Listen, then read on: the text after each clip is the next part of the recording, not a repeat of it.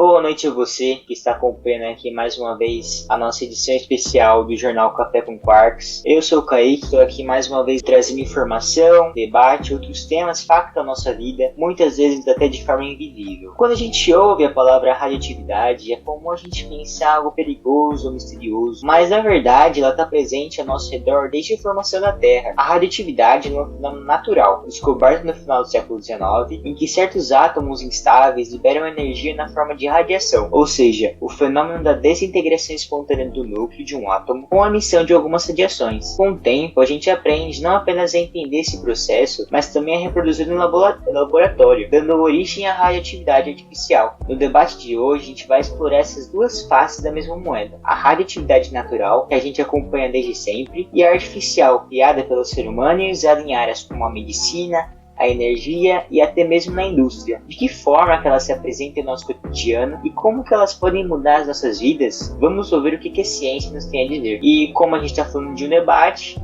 eu trago aqui como convidado duas pessoas com conhecimento extremamente elevado, né? Tanto de cientista Thiago quanto de cientista Arthur. Por favor, se apresentem ao nosso público. Eu sou o cientista Arthur, eu tenho doutorado em Física Nuclear na USP, tenho mestrado na UFRJ e tenho bacharelado também na Unicamp, mas a minha especialização mesmo é na radioatividade natural. Boa noite a todos os nossos telespectadores, eu sou o cientista Thiago Zamparoni, sou formado em Física e Engenharia Nuclear pela Unicamp, além de trabalhar na Instituto de Radioproteção do Rio de Janeiro. Minha área, apesar de ter estudado a radioatividade natural, minha área de especificação na radioatividade artificial em equipamentos eletrônicos e em geral. Bom, agora que vocês conhecem um pouco melhor os nossos convidados, vamos começar aqui com uma pergunta um pouquinho mais introdutória, né? Por mais que eu já havia começado esse questionamento. Arthur, o que seria radioatividade natural? E Thiago, o que seria radioatividade artificial? Por favor, deem essa introdução um pouquinho melhor, mais bem feita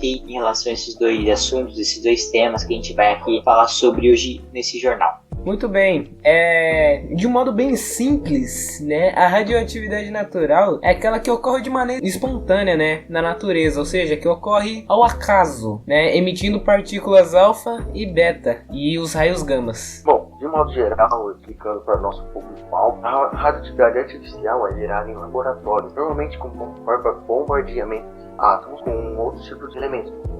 Muito usado, no caso, os prótons e outros átomos, criando novos isótopos no laboratório, tendo esses radioativos. Então deixa eu ver se eu entendi. A radioatividade natural é aquela que a gente pode encontrar naturalmente em qualquer ambiente assim, natureza, e a artificial é aquela criada com a intervenção dos seres humanos, dos seres vivos, é isso aí? Exatamente. Bom, agora vocês conseguiriam dizer um pouquinho melhor sobre as características de cada uma delas e como que pode diferenciar uma da outra? Bom, é o seguinte, né, a radioatividade natural, ela é aquela que, como dito antes, é aquela que ocorre sem interferência humana, né, de maneira espontânea, sendo um processo natural em que núcleos atômicos instáveis emitem radiação na forma de partículas alfa, beta e gama. Essa instabilidade nuclear leva os átomos a buscarem estabilidade, e o processo ocorre de maneira constante, até que o núcleo atinja esse estado estável. A radioatividade tem origem ambiental e pode ser encontrada em elementos como urânio, plutônio ou potássio 40 e no gás radônio. Além disso, alguns desses elementos possuem meias-vidas extremamente longas, podendo durar bilhões de anos, o que contribui para sua permanência no meio ambiente ao longo do tempo. Bom, como eu já disse anteriormente, a radioatividade artificial é criada em laboratório, com um bombardeamento de átomos com outros tipos de partículas, no caso com prótons de outros átomos. Isso é átomos que são muito utilizados nesse processo. Um exemplo dele, o fósforo 30. Ele é usado em várias áreas, tipo a medicina, a agricultura, que é usada para crescer, para modificar o DNA das plantas, além de outras áreas muito importantes do nosso dia a dia. Bom, agora eu faço uma pergunta para vocês, né, um pouquinho questionadora. Em termos de exposição à radiação, qual tipo de radiação, a natural ou artificial, ela pode representar um maior risco para a população em geral e por que disso? Vocês podem me responder? Bom, para a população em geral, a radioatividade natural oferece mais riscos, tendo em vista, né, a exposição contínua e abrangente, mesmo em níveis baixos. Isso se dá porque a mesma está presente em diversos ambientes, né? Como dito antes, ela é natural, então ela ocorre de maneira espontânea no meio ambiente em si, né? Como no ar, no solo e na água. Bom, eu concordo com o pensamento do cientista Arthur. A radiação natural é sim mais nociva e perigosa à população em geral, justamente por estar presente em vários aspectos da vida. Muito disso se dá ao sol, que as pessoas têm câncer de pele, que não passam protetor solar e saem ao sol, além de que a radioatividade artificial está presente em equipamentos eletrônicos e muito avançados. Raramente cometem erros e quebram. A radioatividade artificial só realmente afeta alguém quando ela escapa, quando há um acidente. Em níveis que elas podem causar mudança no DNA, logicamente. Né? Quando você tira um raio-x, você está usando a radioatividade artificial para tirar o raio-x, mas isso não vem ao caso porque não causa danos significativos a você. Então eu concordo com o pensamento do cientista que sim, a radioatividade natural é mais nociva e perigosa à população em geral. Thiago, um exemplo disso seria o acidente que ocorreu lá na Ucrânia, em Chernobyl, né? Onde houve a explosão e tudo mais. Bom, a radiação proveniente do solo, do espaço ou de materiais como o radônio é algo com o qual as pessoas já convivem há muito tempo, certo? Certo. Isso significa que já estamos adaptados ou nossos corpos não estão totalmente preparados para lidar com ela? Como que isso acontece, cientistas? Bom, embora os seres humanos convivam todos os dias, né, com esse tipo de radiação, isso não quer dizer que a gente está totalmente adaptado para ela. A gente está acostumado a lidar com níveis de radiações mais baixos. Porém, se a gente aumentar os níveis em exposições muito longas, estamos diante de um verdadeiro perigo, podendo ocasionar em câncer, mutações e outros danos celulares. Eu concordo com o cientista Arthur, mas também discordo dele. A radioatividade natural está presente no dia a dia de tudo, como ele já disse, mas a artificial é muito mais nociva e perigosa quando ocorrem acidentes ou vazamentos de radiação, que são muito mais perigosos do que a radiação natural que há no dia a dia de tudo. Certo, então para ambos, a incidência de radiação em exposições muito longas, assim como o Arthur disse, sem controle, pode fazer com que os seres humanos e também qualquer tipo de organismo tenha, né, consequências, né, tanto gerando câncer, mutações, danos celulares, então ela é realmente extremamente prejudicial, correto? Sim, correto. Em questão da exposição à radiação artificial, como a de reatores nucleares ou testes de armas nucleares, ela é mais controlada, certo? Certo. No entanto, você acredita que a sociedade tem uma percepção distorcida dos riscos envolvidos? Olha, a maior parte da população não tem conhecimento das normas de segurança que há em aparelhos eletrônicos que utilizam radiação. Não tem conhecimento praticamente nenhum da segurança de uma usina nuclear. Claro que já aconteceram muitos acidentes nucleares muito famosos na história, como o de Chernobyl ou o de Fukushima, mas isso foram acidentes de erros humanos ou naturais que aconteceram e não foram previstos. Você tem algo a acrescentar, Arthur? eu concordo com o que o cientista Thiago disse. Então, vocês acreditam que a sociedade ela realmente distorce muito das informações que a gente costuma escutar em relação à radiação, certo? Muitas vezes, quando a gente fala de radiação, a gente realmente pensa naquelas bombas que foram enviadas para Hiroshima e Nagasaki, que mataram milhões de pessoas e tudo mais.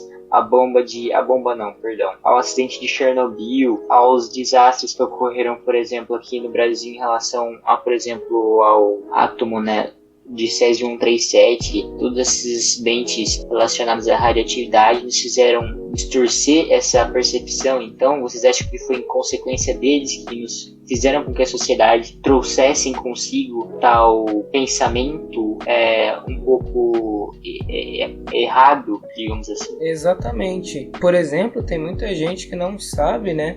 Porque por exemplo, os médicos, quando vão realizar um raio-x, eles se escondem, né, atrás daquela parede de chumbo, né? Muito por conta de que, se eles ficarem o dia inteiro sobre grande exposição de raio-x, eles podem desenvolver problemas severos, né? E o chumbo faz com que eles não absorvam tanta radiação assim. Tanto é, Arthur, que pelo que eu sei, essas pessoas que trabalham com raio-x, elas acabam se aposentando mais cedo, né? Exatamente, para não para não acabar recebendo, né, muita radiação e não gerar problemas futuros como câncer ou mutações. Entendi. Bom, passando para a próxima pergunta, dessa vez eu gostaria que ambos respondessem, né?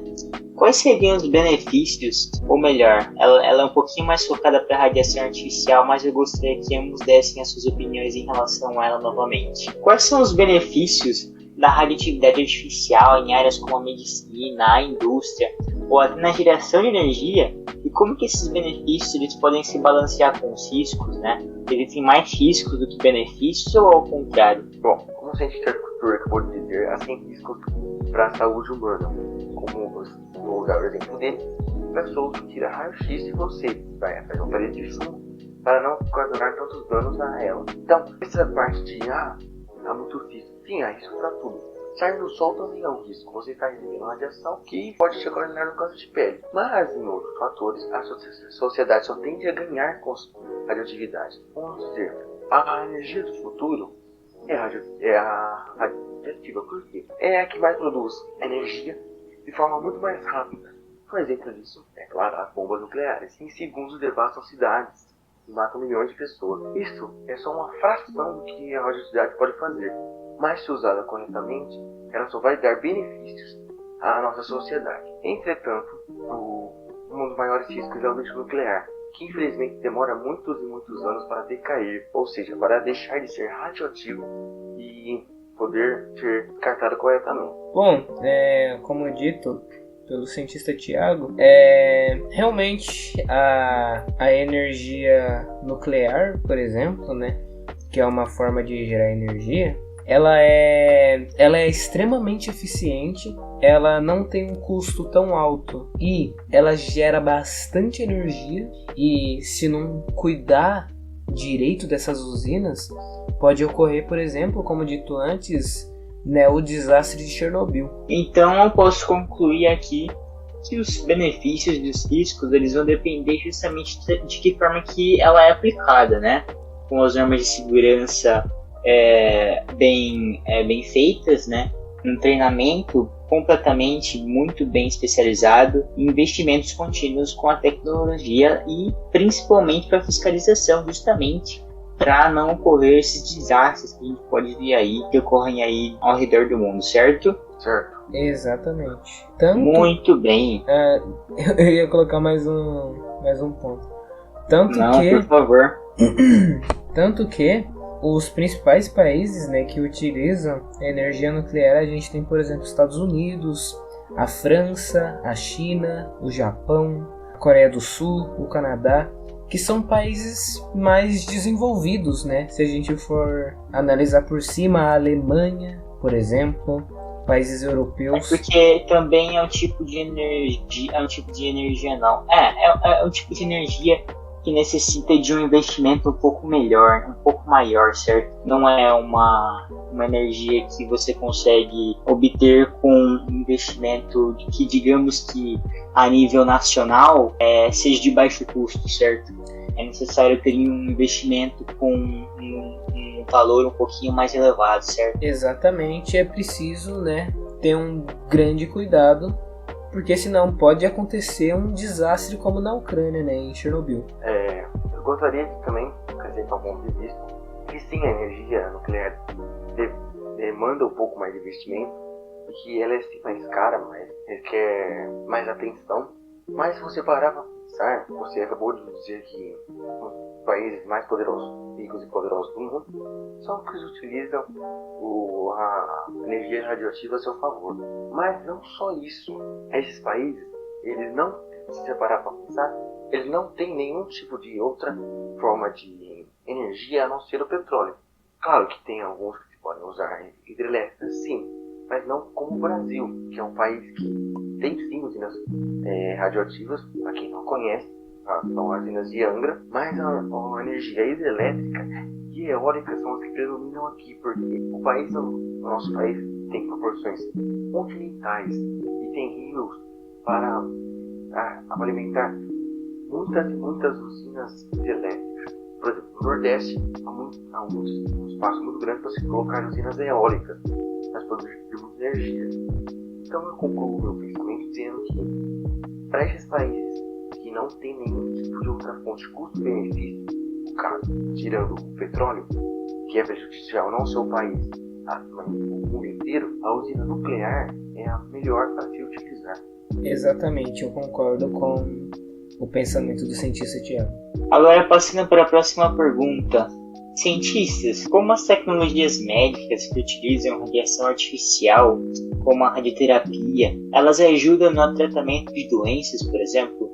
Existe uma preocupação em relação aos efeitos colaterais desse tipo de tecnologia? Olha, como eu disse anteriormente, essa preocupação de radiação é uma coisa assim que a gente tem que tirar da cabeça, que radiação não é um bicho de 7 cabeças que vai se transformar num sapo. Isso não é mesmo. Você tira um monte por você caiu de bicicleta e bateu a perna. Você tá com a perna lá doendo. Como você vai saber se quebrou, se trincou, se luxou a perna? Você vai no médico, ele tira um raio-x da sua perna. Ah, mas o raio-x é radiação, beleza. Mas ele só vai realmente ser afetado se você tirar muitos raios-x num dia só e por todos os dias da sua vida. Que é o caso de quem trabalha com esse tipo de equipamentos. No caso, a pessoa que tira o raio-x fica atrás de uma parede justamente porque a radiação afeta sim, mas não vai afetar tanto quem tira uma vez no ano, ou quando você vai fazer outros tipos de terapia, no caso a radioterapia que tira o seu câncer.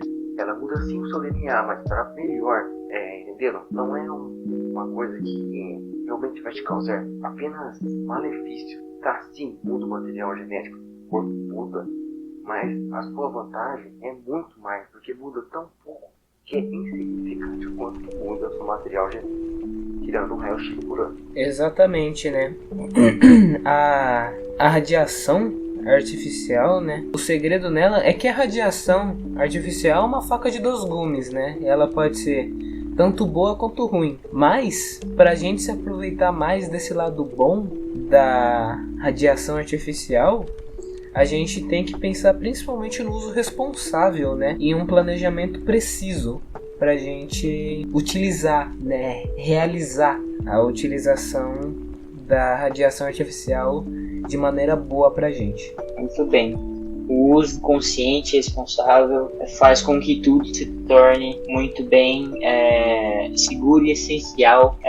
Isso serve para qualquer coisa, certo? Agora, cientistas, considerando a energia nuclear como uma fonte de eletricidade, quais são os desafios e as oportunidades associadas à sua utilização em larga escala? Bom, a energia nuclear, né, ela é uma fonte poderosa, né, de energia que ela gera energia de forma constante e com pouco combustível. No entanto, ela apresenta desafios importantes, né, como o risco de acidentes, né, que é de suma importância a gente prevenir acidentes em usinas nucleares. Tem o alto custo de construção, né, como a gente já disse antes. Só países, né, de primeiro mundo, com PIB elevado, tem usinas nucleares. E a dificuldade em si, né, de lidar com os resíduos radioativos. Complementando a fala do cientista Arthur, eu concordo que a principal preocupação e o principal desafio das usinas radioativas são sim o alto custo e a segurança também de que a gente não vai correr acidentes. Mas, como eu já disse anteriormente, dizendo, ela é a energia do futuro, porque ela é a melhor energia para se utilizar. É a energia que mais a fonte de energia que mais gera energia de forma mais rápida e que gera o lixo radioativo, gera o resíduo radioativo. Demora muito tempo para se decair. Sim, a gente não tem uma forma de eliminar esse resíduo radioativo com uma forma mais rápida e mais segura, menos prejudicial ao meio ambiente. Não temos. Mas em compensação a gente diminui o efeito estufa, não utilizando tanta fonte de carbono. A gente também não destrói tanta a natureza utilizando usinas hidrelétricas e não destrói tanto o ecossistema aéreo das regiões, por exemplo, do Nordeste, onde pássaros são atingidos pela fase eólica das usinas eólicas mesmo. Ela sim tem prós e contras, mas entre os prós e contras dela, ela é a que melhor atende à humanidade nesse momento. Ok. Então, ambos podem concluir que realmente a energia nuclear ela pode, com investimentos adequados, ocupar aí um espaço extremamente bem centralizado, digamos assim, na matriz energética do mundo inteiro, né? Da matriz energética mundial. Exatamente. Principalmente do ponto de vista sustentável, então, né? Exatamente. A gente pode dizer que a energia nuclear é a energia do futuro, né? Muito bem. Para finalizar, cientistas, quais são as principais lições que a gente deve aprender sobre os dois tipos de radioatividade e como que a gente pode aplicar esse tipo de conhecimento para garantir um futuro mais seguro e sustentável? Bom, recapitulando, né, tudo que a gente disse durante esse debate, a radioatividade natural, né, é uma presença constante no meio ambiente, né, como já dito, é uma radiação espontânea, né, do ambiente, da natureza, vindo do solo, da água, do ar. Porém, mesmo sendo natural, né, entre as duas, ela é possivelmente a mais nociva, né? Tendo em vista que em níveis altos em longas exposições, né, a radiação oferece muitos riscos à saúde, né, como a grande exposição ao sol, por exemplo, sem a utilização de protetor solar. Por isso, a gente tem que buscar conhecimento, né, sobre o assunto e principalmente se prevenir, evitando assim, né, futuros problemas de saúde na nossa vida. Eu concordo com o Arthur, no sentido em que a gente tem a melhor forma de se prevenir contra a radiação é o conhecimento, já que o conhecimento é o que faz a humanidade evoluir e é o que faz a gente minimizar os erros. A questão da radioatividade artificial é que todos que trabalham nessa área são muito estudados e já sabem os riscos e os benefícios dessa área. Entretanto, a maior parte da população não conhece esse tipo de coisa. Então, sempre aquele receio sobre a radiação. Mas a gente não tem que ter isso mais, senão o conhecimento está aí para todos na palma da mão. Exatamente. Eu diria que a melhor proteção que a gente pode ter, o melhor escudo, é o conhecimento. Muito bem, é isso. Vocês querem fazer mais algum apontamento? Começar aqui mais algum ponto, mais algum debate, algum complemento, algum argumento? Do meu ponto de vista, já debatemos o suficiente para o nosso público-alvo e também que o programa está se estendendo muito e tem outros programas para passar também, né? Então vamos deixar os outros. Exatamente, eu diria que já está bem tarde. Já, né? Já tô começando a sentir um pouco de sono. Bom, eu agradeço a presença dos dois. Espero que vocês tenham gostado desse nosso momento aqui de discussão. E agora finalizamos aqui o nosso jornal Café com Quarks. Agradeço pela participação de vocês dois cientistas novamente. Muito obrigado, que colaboremos novamente aí para mais uma nova edição do nosso jornal. E que vejo vocês na próxima edição, semana que vem. Muito bem? Obrigado pela sua visualização